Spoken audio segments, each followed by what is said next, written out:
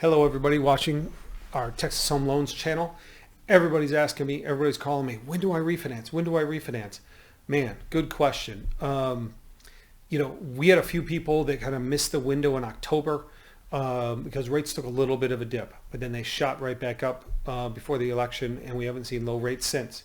So most of the rate movement is not market movement, it's quantitative easing by the government, which is usually crisis dependent. So unless there's a big crisis, I don't see that happening anytime soon. Rates should come down naturally. I mean, natural rate, the normal rate market is somewhere between 5 and 6.5. We're above that. So it should come down a bit. Is it going to be a giant drop like COVID? It sounds good, but trust me, you don't want that. That means the world's messed up. That means the financial markets are messed up. That means house prices and values are all over the place. You might get lucky timing it right, but you could just as much of a chance getting burnt or even more.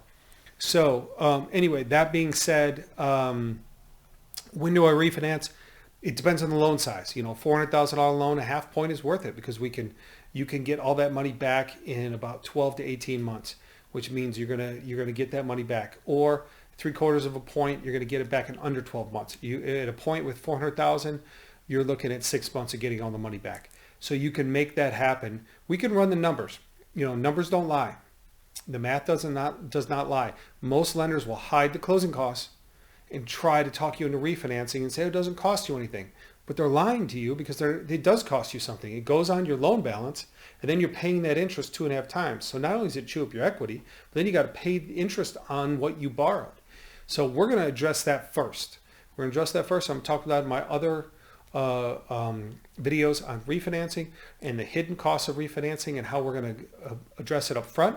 And then once we address it up front, you're going to feel much better about it because the numbers will be there and you'll make a decision based on numbers, not based on what's good for a lender in that market, especially a desperate lender that has no deals.